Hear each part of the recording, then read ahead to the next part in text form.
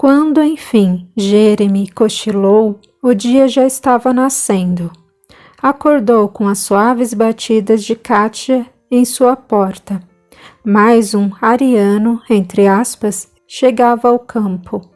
Frau 009 estava pronta para trazê-lo. O enfermeiro mal conseguia dissimular a apreensão na presença da anfitriã, que notou sua atenção e perguntou se estava tudo bem.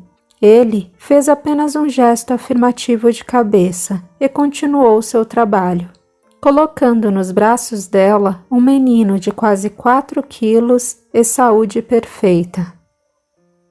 Quantos bebês ainda temos para chegar, Jeremy? Você ficou de me entregar um relatório ontem. Eu o fiz. Faltam agora 3, das fraus 011, 032 e 027. Está acabando, soldado. Em breve você vai estar entre os seus. Ele forçou um sorriso amarelo que não passava de uma extensão dos lábios. No meio da tarde, América, ou Frau 027, procurou por ele.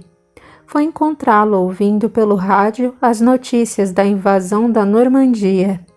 E embora as baixas atingissem níveis alarmantes, ele gostou do desenvolvimento da invasão. A mulher, alta, olhou para ele, que sussurrou: Está na hora? Apenas um sinal afirmativo.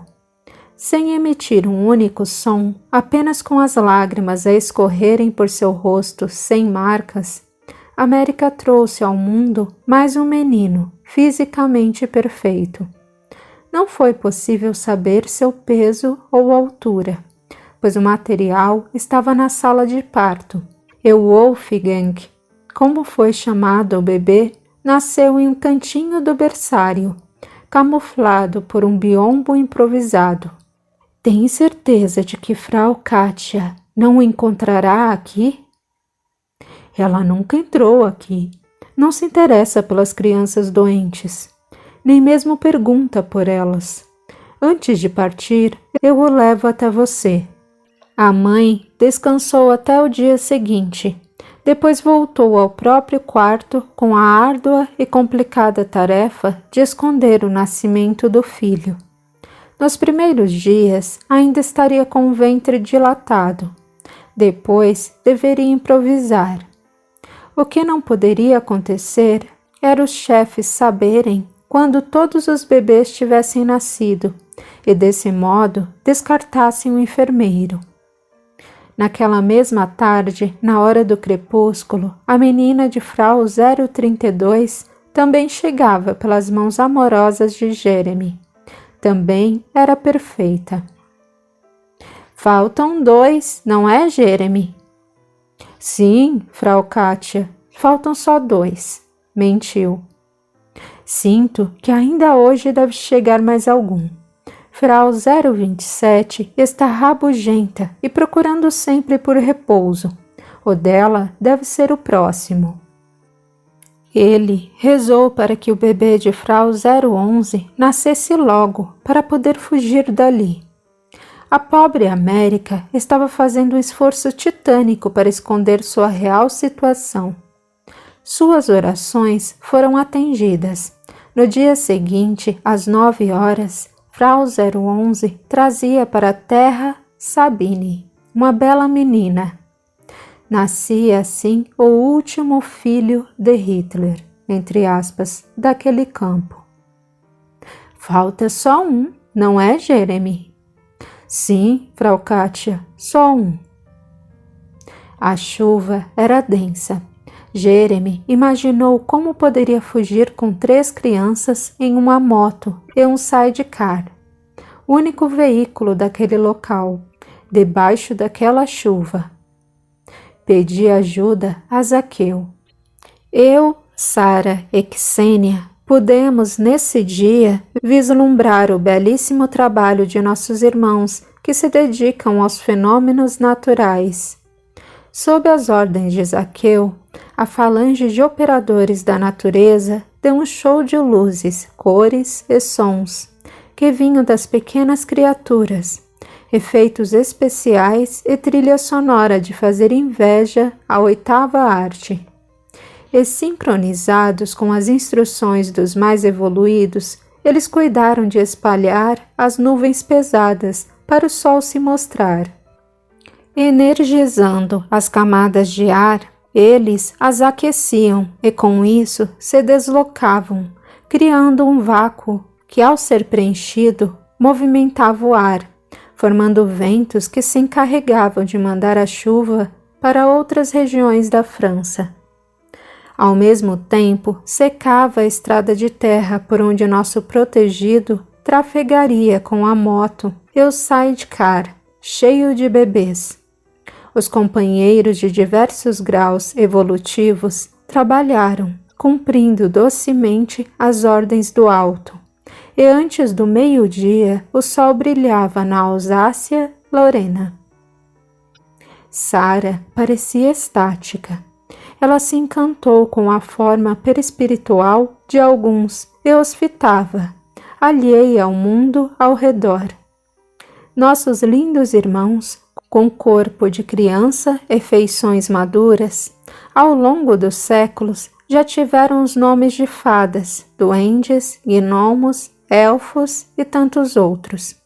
Fizeram parte da mitologia de tantos povos e se fizeram amar ou temer ao longo da história da humanidade. Alguns até se tornaram deuses. São, na verdade, irmãos que se encontram em um período de transição da forma primitiva para a forma humana e trabalhando com os fenômenos da Terra. Preparam-se para futuras encarnações no planeta. Observação. Para maiores informações, ver O Livro dos Espíritos, perguntas 536 540. Logo que o tempo estava claro e a chuva passara completamente, começamos a trabalhar a fuga. Xênia se encarregou de convencer Jorne a ir para a piscina aproveitar o sol. Sara se acomodou ao lado de Kátia para lhe acentuar a sonolência de depois do almoço. A mulher dormiu enquanto Jeremy levava os 3 bebês de uma só vez e os acomodava no sidecar, que já havia empurrado previamente, em silêncio, para fora dos portões do campo. Acomodou também algumas garrafas de leite e água e voltou para o berçário. Wolfgang dormia tranquilo. O enfermeiro o tomou nos braços e correu escada acima. Adentrou o quarto de América e, olhando em seus olhos, colocou o filho em seus braços.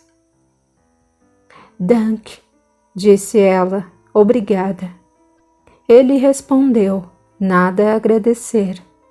Jeremy não podia admitir que sentiu o peito oprimido ao deixar o campo. Aprender a se afeiçoar a alemães, que loucura! E principalmente à América e aos 3 doentinhos, que lhe pareciam tão caros. Ao subir sobre a moto, tão parecida com os nazistas, secou uma lágrima antes de colocar o capacete e soltar o veículo morro abaixo. Adam, atendendo ao meu pensamento, chegou nesse momento para guiar, entre aspas, nossos protegidos rumo a Paris, e eu voltei para o campo. Aproximei-me de Kátia e Sara. Esta última me olhou interrogativamente. Eu disse sim. Nesse momento, a alemã acordou e se dirigiu ao quarto de América.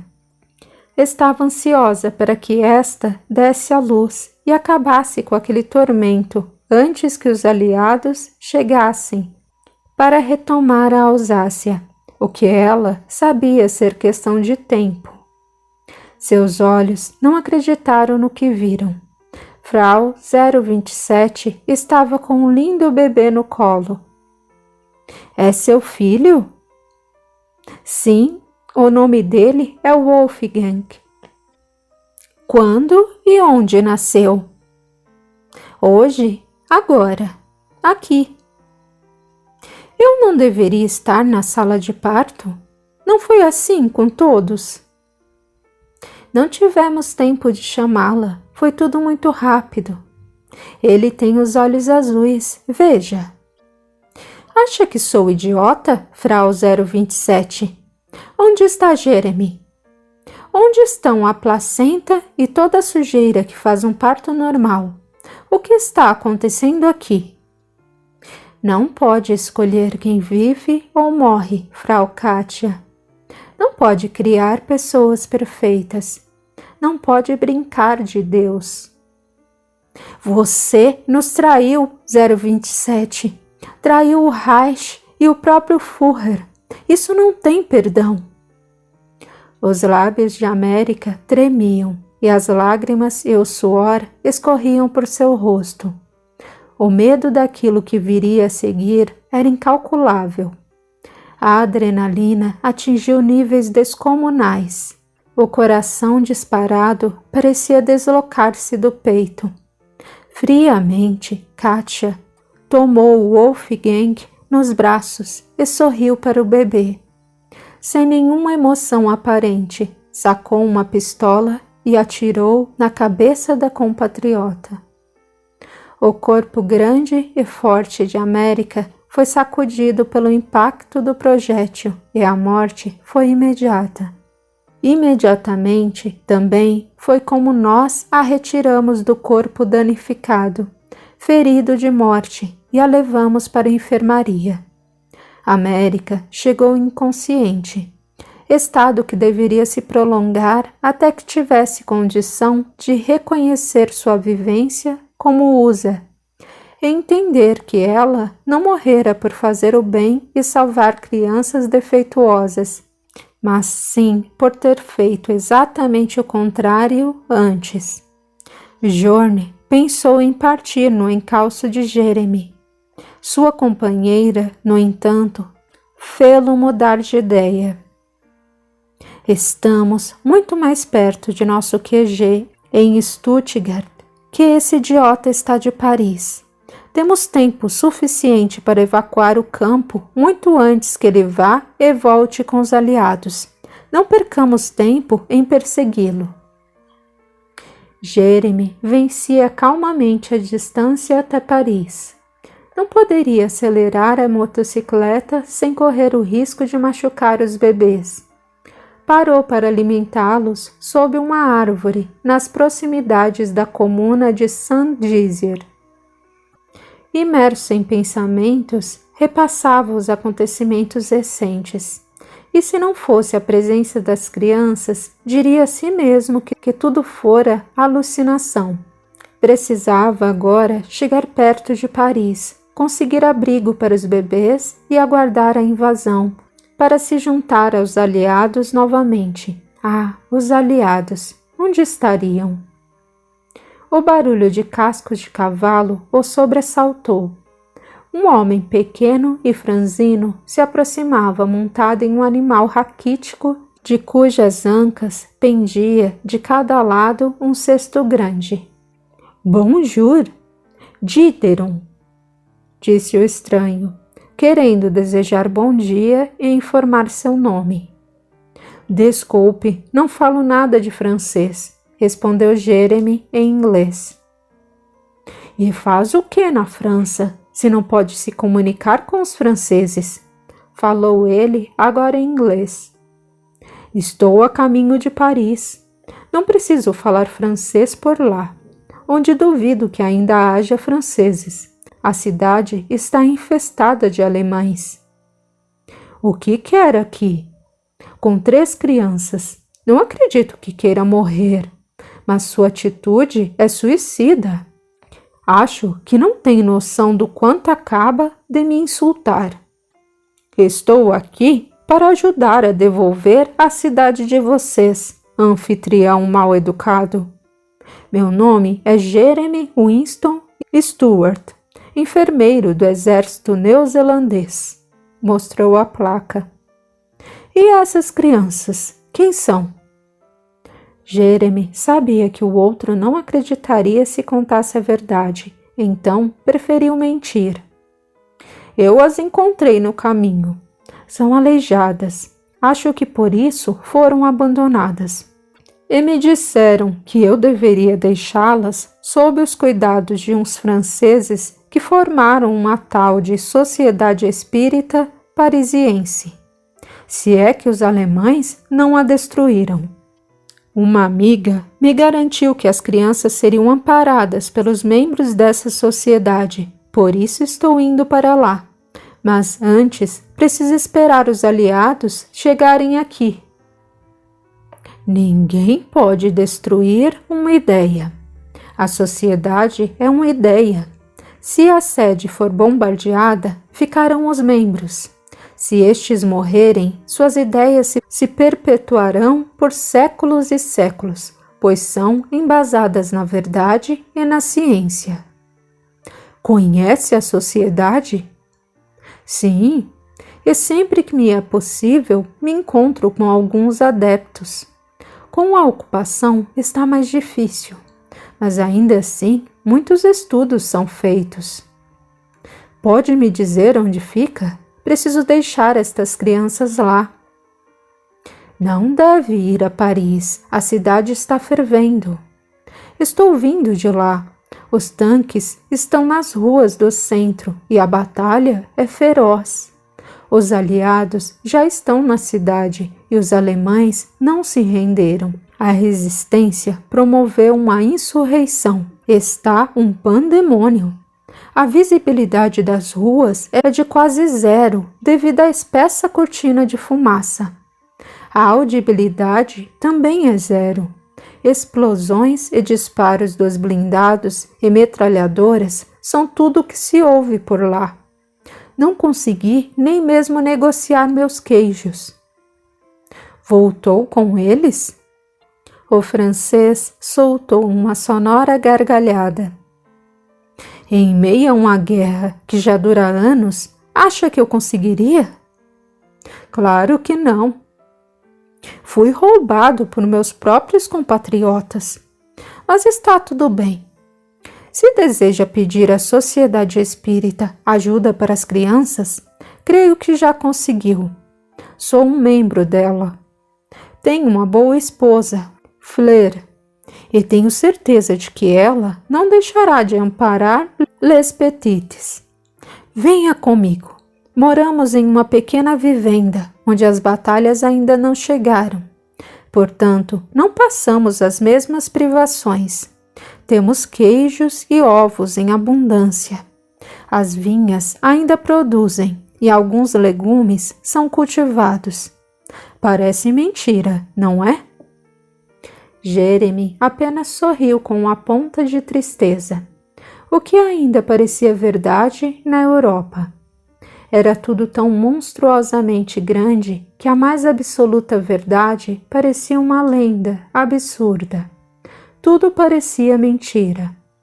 O continente milenar estava arrasado. Belíssimas edificações estavam no chão, o solo repleto de cadáveres jovens e insepultos.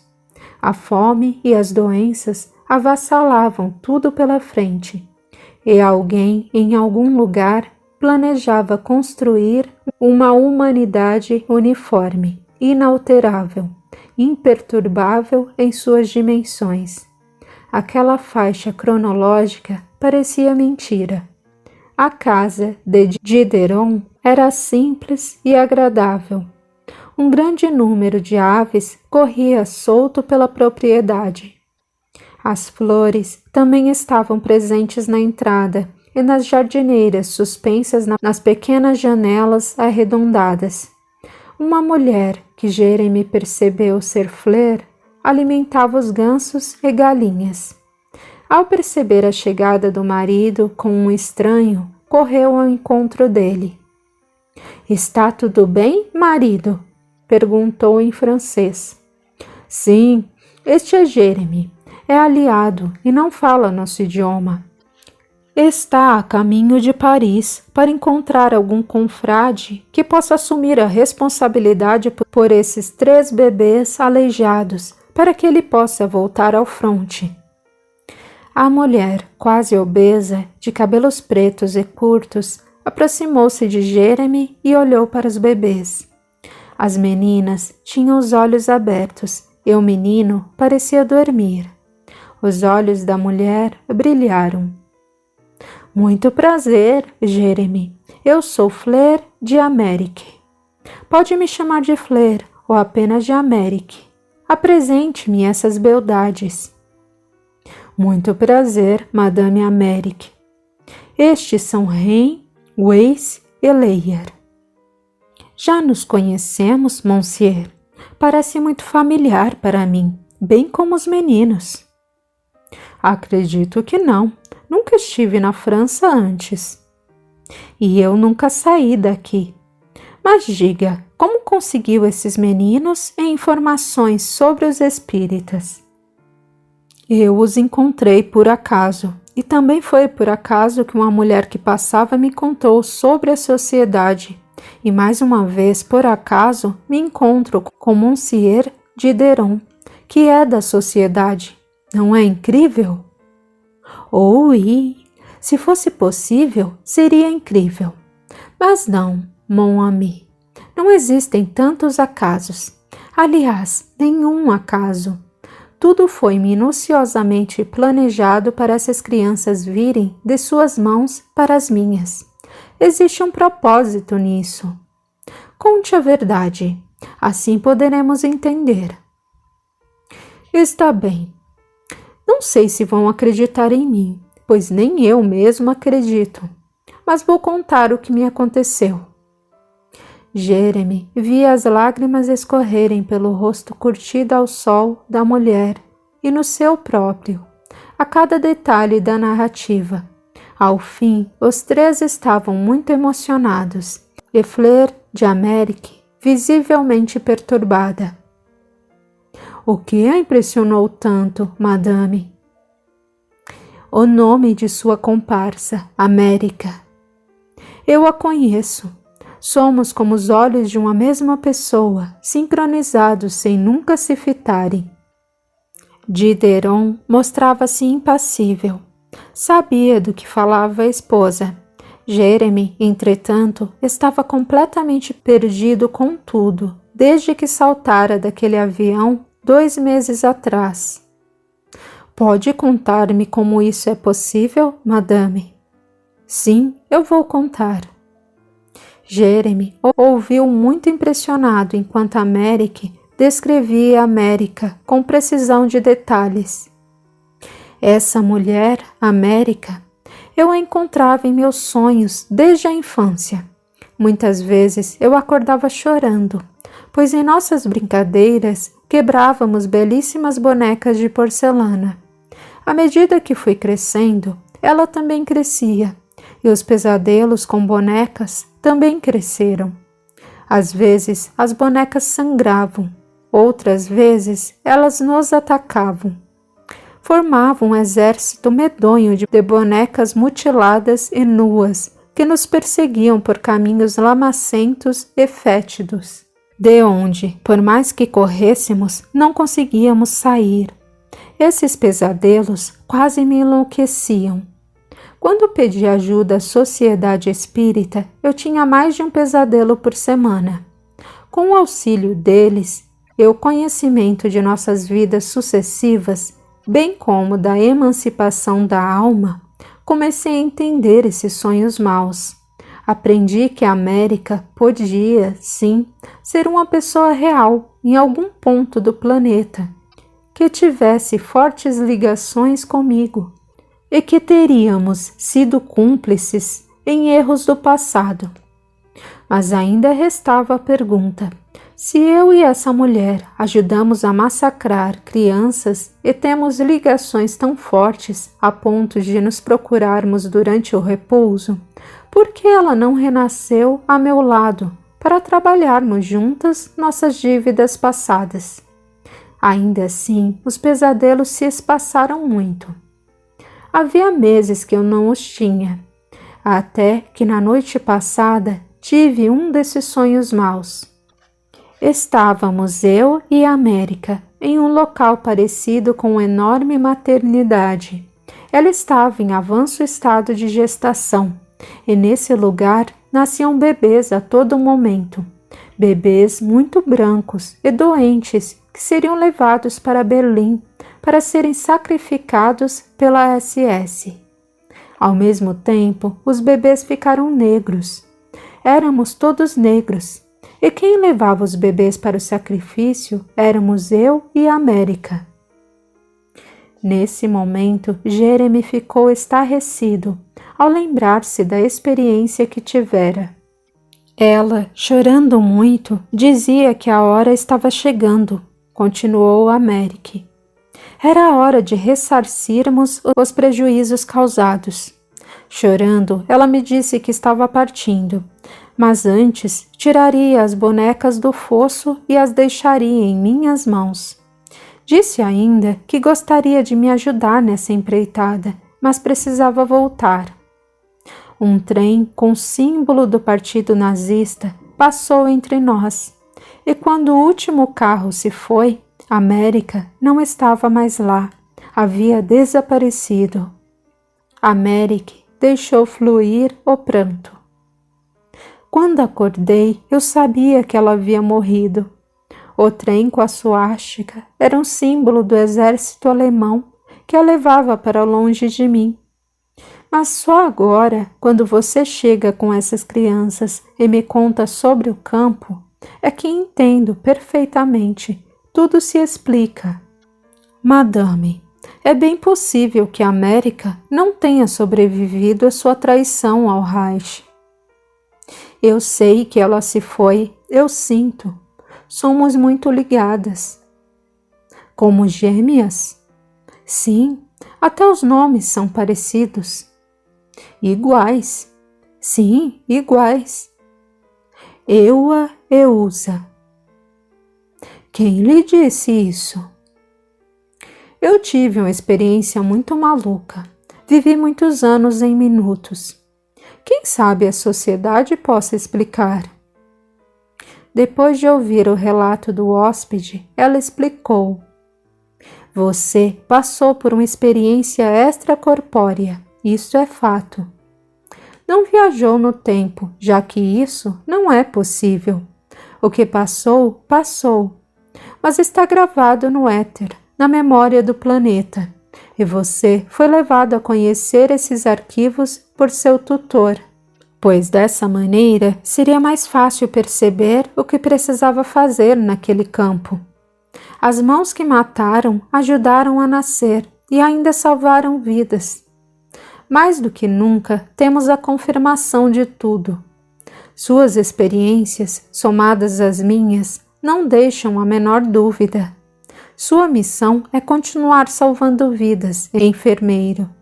Deixe as crianças comigo. Com a ajuda dos irmãos de Ideal Espírita, nós vamos cuidar delas. Percebeu como não existem coincidências? A espiritualidade superior colocou você, eu e a América, ou seja, Tereso, Eua, Eusa, em pontos estratégicos para que nos encontrássemos a fim de quitarmos nossos débitos. Receber Candinho, Lira e a filhinha dela, para devolver-lhes o que tiramos, suas vidas. Meu Deus, é tudo tão perfeito, tão planejado. Isso não poderia ser acaso. É uma estratégia muito inteligente. Parto tranquilo, então, pois sei que as crianças encontraram uma família. Preciso voltar ao fronte e ajudar meus companheiros como antes. Nada nunca mais será como antes, Jeremy. Você descobriu os segredos de seu passado e tenho absoluta certeza de que agora trabalhará com muito mais amor por seus pacientes. É verdade. Hoje eu sei quem está sendo realmente socorrido quando eu socorro alguém. Merci, madame. Depois de conhecê-los, sou outra pessoa.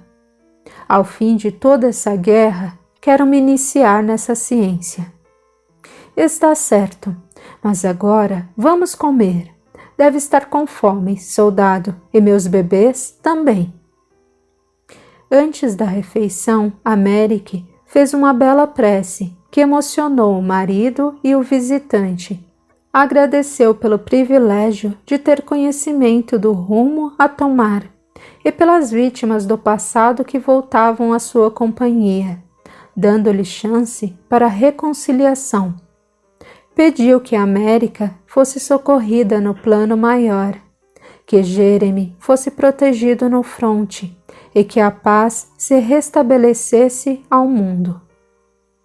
Depois do jantar, Jeremy seguiu para Paris. Antes, abraçou longamente os bebês, beijando cada um deles com carinho.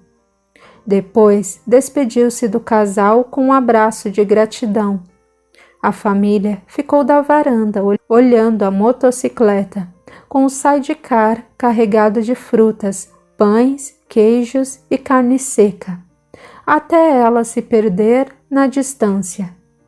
Depois foram se recolher, felizes. Para quem já havia desistido de receber um filho, acabavam de receber 3.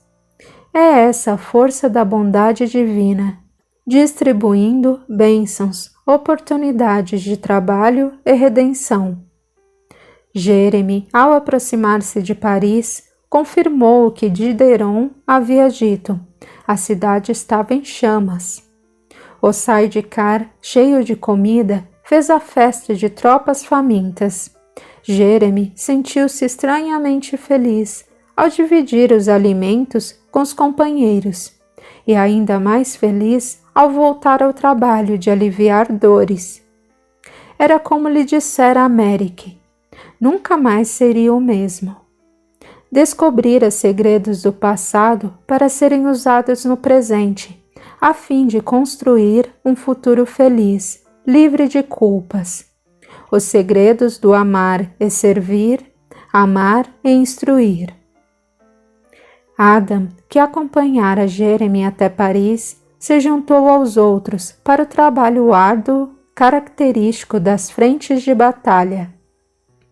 Deixamos a América em boas mãos, nas dependências da casa de Zaqueu, e nos juntamos a eles. Em quase uma semana de sangrenta batalha, milhares de soldados de ambos os lados perderam a vida física. A capital da França, que era administrada pela Alemanha nazista desde a assinatura do armistício de 22 de junho de 1940, voltou às mãos de seus filhos em 25 de agosto de 1944. O general Dietrich von Schultz, na estação de trem Gare Montparnasse, rendeu sua guarnição ao general francês Philippe Leclerc de Waldeck, desobedecendo assim a uma ordem direta de Adolf Hitler, que ordenara a destruição total da cidade. Era inconcebível que os aliados entrassem tão facilmente na capital. O chanceler ainda perguntou: Paris está em chamas? Não teve resposta, pois a comunicação com a capital francesa havia sido cortada.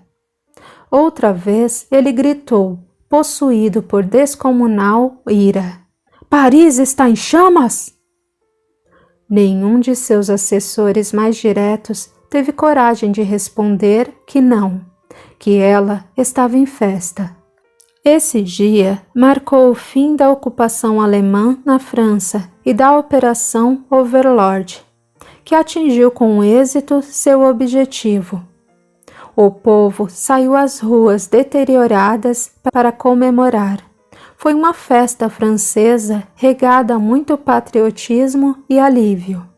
A ocasião era comemorada como se fosse o fim de todo o conflito, o que para muitos não deixava de ser. Bandeiras nazistas foram queimadas e as francesas voltaram ao lugar de direito. muitos alemães cruzaram a fronteira. Soldados, comandantes, equipe médica e imprensa. O estado fantoche de Vichy seria exilado para Sigmaringen. No entanto, alguns cidadãos alemães, mesmo civis e socorristas, foram recolhidos a prisões sujas e desumanas, esperando por um milagre. Um cortejo de militares aliados passava pelas maltratadas ruas entre corrimãos de escadas caídos, guardas de proteção das pontes aos pedaços, prédios públicos e residências em escombros. Mas o povo estava em festa. Em verdadeiro delírio, invadiam ruas e avenidas, aclamando os libertadores, em meio aos quais vimos Jeremy com um largo sorriso no rosto. Sentia-se pleno e realizado, sabendo que os bebês estavam bem, Paris estava bem. Aquela batalha vencida significava muito mais que a vitória de uma Paris massacrada, dominada e humilhada, voltando triunfal ao cenário do planeta. Significava o início do fim da guerra. Escolhemos o túmulo do soldado desconhecido sob o arco do triunfo para nos reunirmos. Sabíamos do carinho que Leon nutria pela França, local de sua última aventura terrena, onde juntos tivemos o privilégio de conviver com o mestre Rivail. Ele estava excepcionalmente feliz ao ver sua cidade, entre aspas, de volta à liberdade, e sob a monumental obra, símbolo do patriotismo e orgulho francês, nós nos acomodamos para ouvir mais uma vez nosso amigo francesista nos falar sobre as diferenças. Ele suspirou. Olhando Paris e fitando nossos olhos que o encaravam reverentes, ele começou. Desde eras muito remotas, temos uma colossal dificuldade em aceitar e conviver com as diferenças. É um desafio do ser humano. Partindo do princípio de que o homem é um ser social e único, somos então constrangidos a viver entre milhares de outros seres humanos, que se não completamente, são em algum aspecto diferentes. Essas diferenças, sejam culturais, religiosas, raciais, ideológicas ou até mesmo as de gosto musical ou preferências culinárias, geram polêmica e discussão.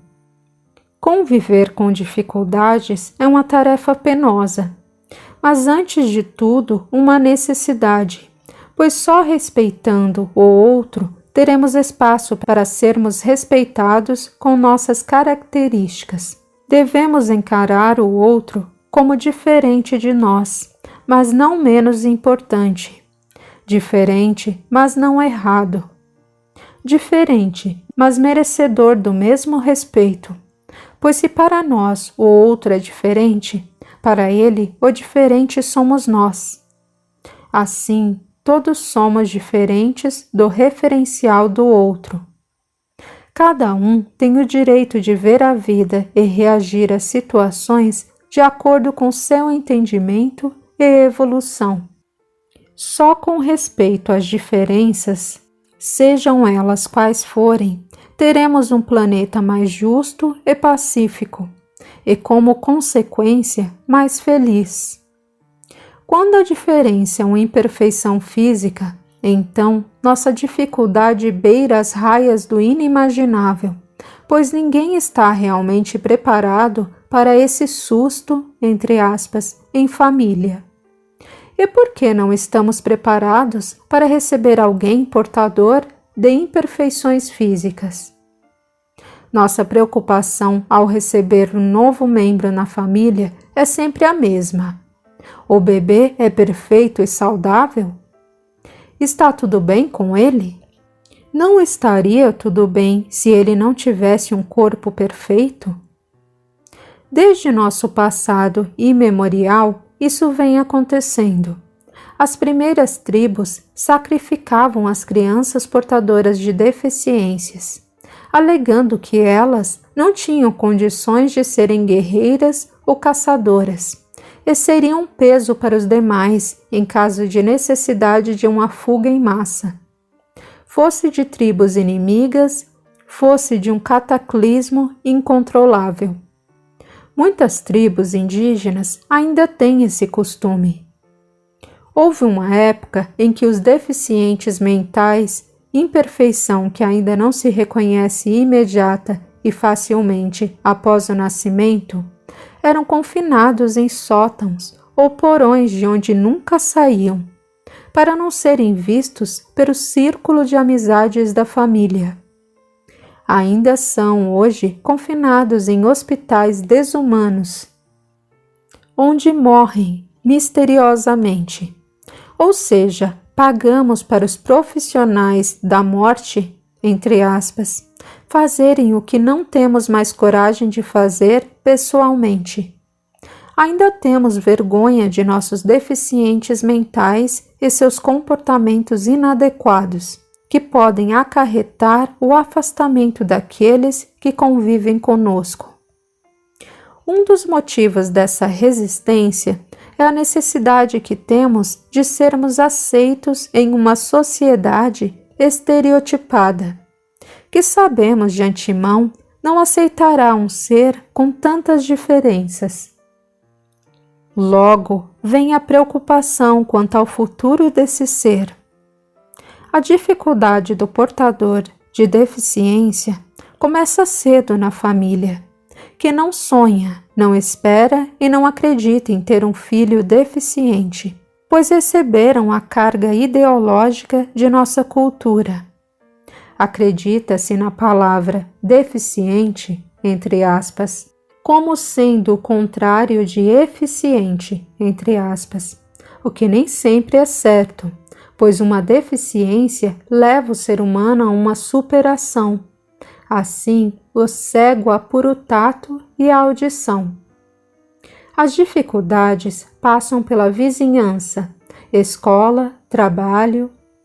A sociedade criou a noção de que para ter sucesso precisa-se de um corpo perfeito e que sucesso é ter dinheiro, e deficientes são estigmatizados como dependentes de tutela vitalícia, incapazes de ganhar dinheiro e sucesso, e consequentemente de serem felizes. Não se pode acreditar que alguém possa ser feliz sem um diploma superior, um doutor, entre aspas, na frente do nome ou uma conta bancária de valores astronômicos. Se o deficiente não é aceito em família, qual é a chance de ser aceito nessa sociedade em que, mesmo sendo incoerente e cruel, todos aceitam e seguem suas regras estúpidas, até os marginalizados por elas?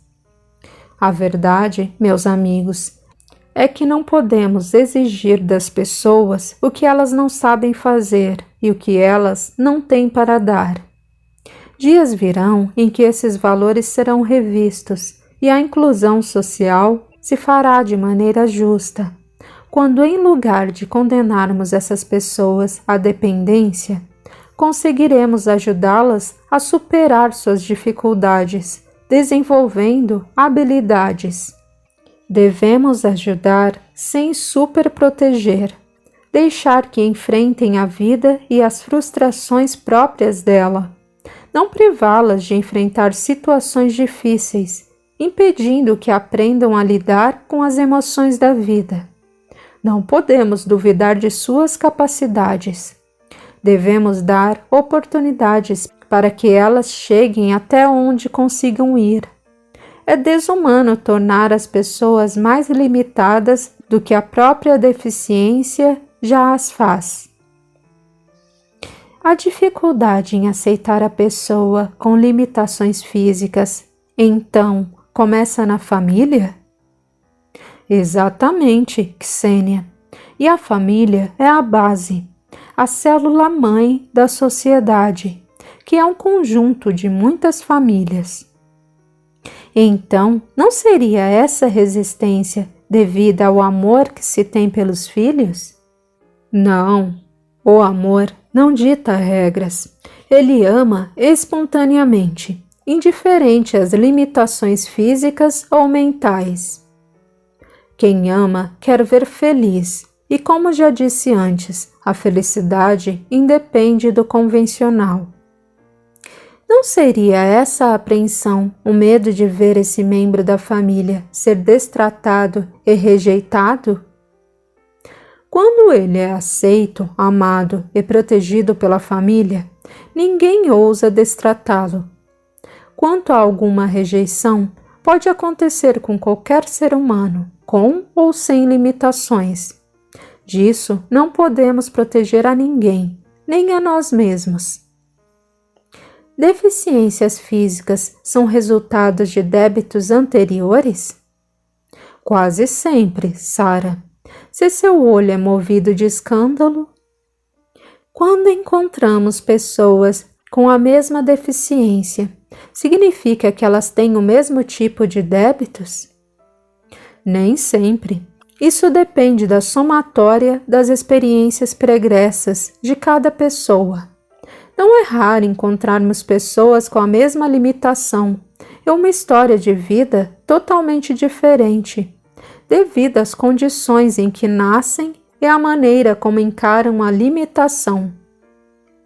Quer dizer, então, que uma pessoa dona de compleição física perfeita errou menos e foi melhor que uma que é imperfeita? Isso depende.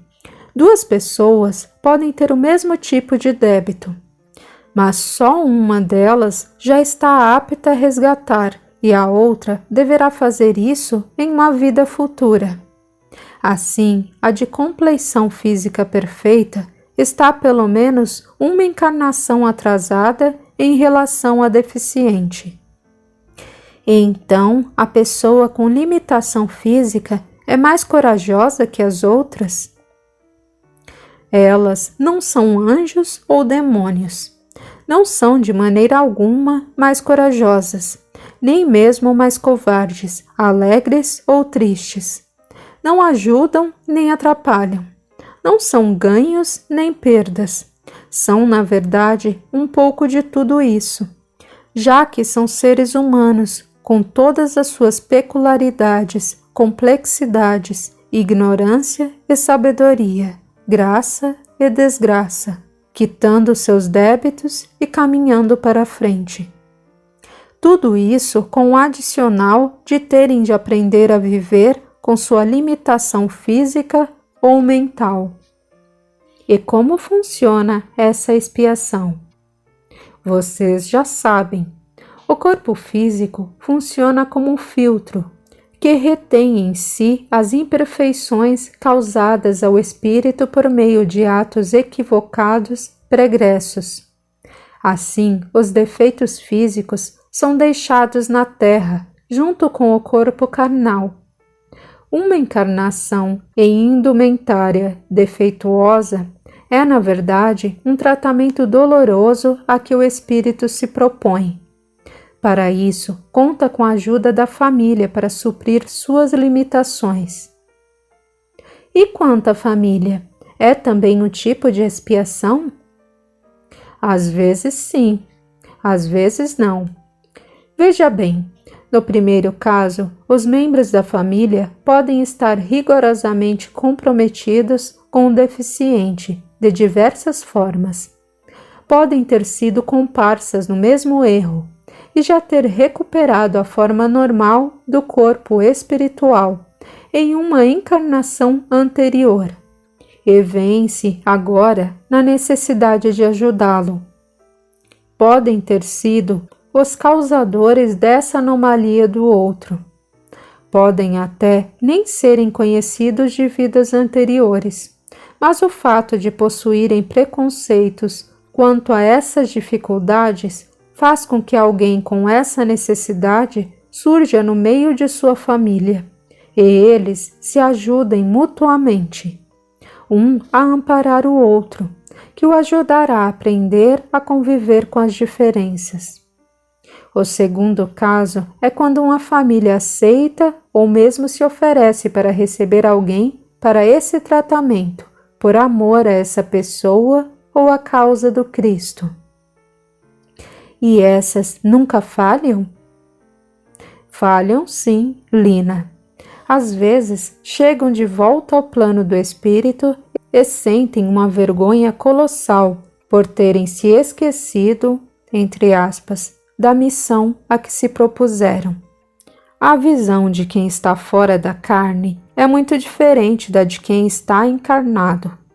Ao planejar receber em casa um irmão com limitações físicas ou mentais, o pensamento é mais ou menos o seguinte: vamos até a Terra e recebamos esse irmão para que, uma vez sanados seus defeitos perespirituais, possamos regressar rapidamente, todos curados e felizes, para uma próxima passagem mais tranquila, na qual poderemos crescer todos juntos.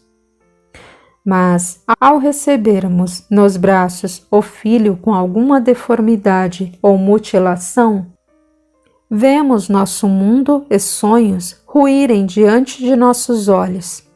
Não lembramos que é doloroso, mas passageiros.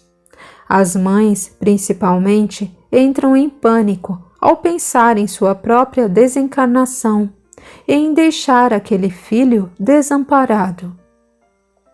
E não é justo que elas se sintam assim? Não, Lina. Se uma mãe na terra, com suas imperfeições, teme o desamparo de seu filho especial, não seria por acaso falta de fé achar que Deus desampararia um filho com limitações maiores? Deus sabe o que faz. Resta a essa mãe não monopolizar o cuidado com o filho. Deve, sim, mostrar que a responsabilidade de proteger, amar e ajudar esse alguém especial é da família inteira, e também daqueles que se agregarem a ela. Sendo assim, quando morrerem os pais, eles terão irmãos, sobrinhos e cunhados. E se assim não for, com certeza Deus proverá o socorro necessário, e que cada um arque com sua responsabilidade ou com a falta dela. Mas não devemos nos abalar, amigos, nem nos preocupar com as deformidades físicas mais do que as de caráter moral dos filhos, já que as primeiras são dívidas sendo quitadas e as segundas adquiridas. As primeiras são sanadas com a desencarnação e as segundas acompanham o espírito para o mundo maior.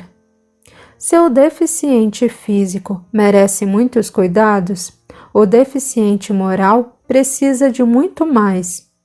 Não devemos esperar o milagre da cura de uma anomalia que a medicina ainda não domina. Devemos, sim, dominar a anomalia moral de nossos filhos, ditos perfeitos, daqueles com quem está tudo bem, entre aspas, ao nascer. Todos ficamos silenciosos, pensando em como nada sabíamos a respeito de nossos próprios preconceitos e limitações. Sara foi a primeira a abraçar Leon. Em seguida, todos nós fizemos o mesmo e agradecemos aquele amigo que nos presenteava cada fim de etapa de trabalho vencida. Por algum tempo, ainda fitamos Paris. Ela estava livre, maltratada, mas livre. Paris estava em festa e, apesar de tudo, continuava linda. Eu sabia que sentiríamos saudade da cidade que aprendemos a amar como nossa própria casa, mas estava na hora de partir. A Itália novamente seria palco de nossos esforços em prol de difundir a paz do Cristo. Lá encontraríamos os simpáticos e amáveis soldados brasileiros e sua capacidade de viver, em meio à guerra atroz, uma linda história de amor. É o talento que todo brasileiro tem de fazer do limão que colhe da vida uma deliciosa limonada e brindar com os amigos.